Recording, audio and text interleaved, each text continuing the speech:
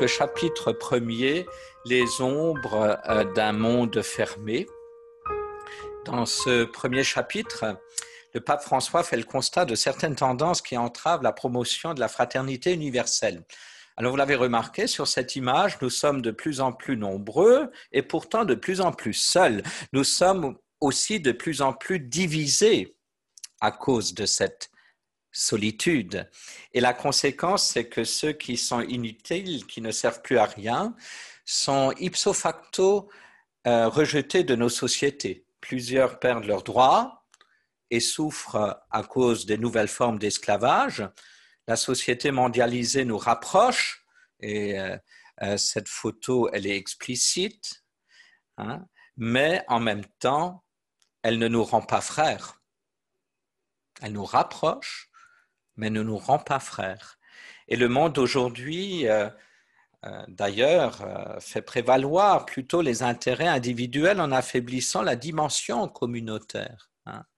Comment nous sommes communauté de foi, hein, on pourrait le dire par rapport à nos paroisses ou même plus loin, hein, allant dans le macro-relation, c'est-à-dire que le macro-relationnel nous montre bien, c'est une image, c'est un état de fait, hein, de dire qu'effectivement, la dimension communautaire, elle se recherche et puis elle doit se construire aussi. Hein. Alors là aussi, hein, souvent pour des intérêts économiques, l'homme déconsidère et arrive même à tuer l'autre. Hein. Chacun cherche à vivre le chacun pour soi, qui n'est que la mort de tous, nous dit le pape. Et l'homme est et reste un être avec autrui. Ça, c'est fondamentalement notre ADN. On est d'ailleurs Dieu lui-même, s'il se dit famille et s'il y avait au départ ce conjugue au pluriel, il y a là quelque chose qui nous dit bien que si lui-même est dans la relation interpersonnelle, eh ben, nous aussi, hein, comme je l'ai dit tout à l'heure, l'autre devient mon bain révélateur, c'est celui qui me permet de me construire. Et aujourd'hui, le monde, par divers procédés, le droit d'exister et de penser, est nié aux autres. Il y a là aussi, et pour cela, un recours à la stratégie de ridiculiser, de soupçonner, d'encercler.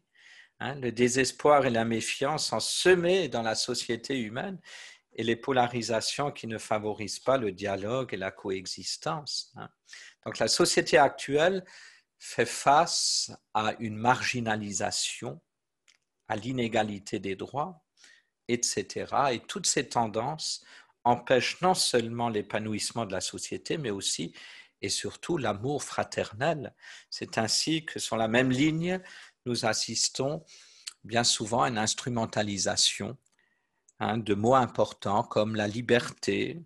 Et je me rappelle combien le premier déconfinement était dur parce que hein, lorsqu'il y avait un banc sur deux, etc., beaucoup de personnes nous parlaient hein, de l'entrave à la liberté personnelle, etc.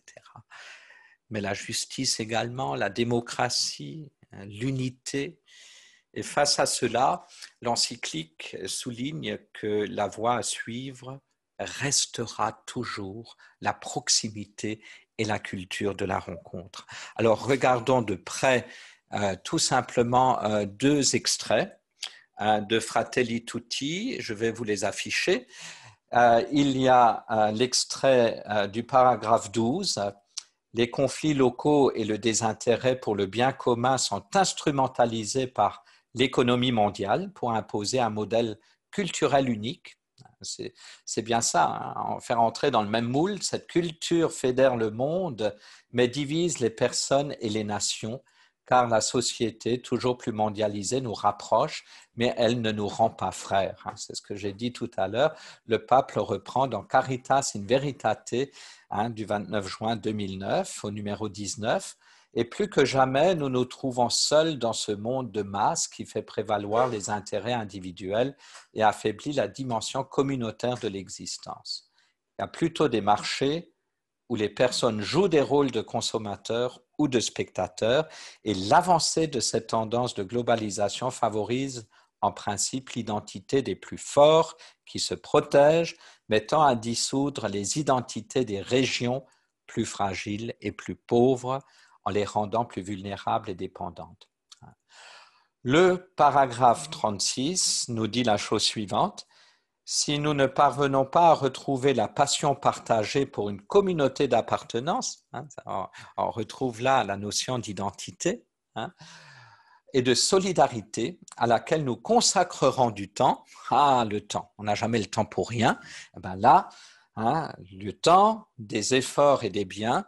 Mais je voudrais quand même mettre un petit bémol parce qu'on a quand même beaucoup de chance ici, encore dans le Beacherland, de voir beaucoup d'associations, beaucoup de bénévoles et à travers notre belle région et la Lorraine aussi, qui consacrent de leur temps, de leur énergie pour que les associations fonctionnent. Et bon, même s'ils deviennent de moins en moins nombreux, ils sont encore là. Donc bravo aussi à eux. Et donc, nous voyons que le pape dénonce ici, je lis la dernière phrase, le sauve qui peut deviendra vite tous contre tous, et ceci sera pire qu'une pandémie si nous n'entrons pas dans cette logique d'appartenance et de solidarité d'une communauté à laquelle nous consacrerons du temps, des efforts et des biens.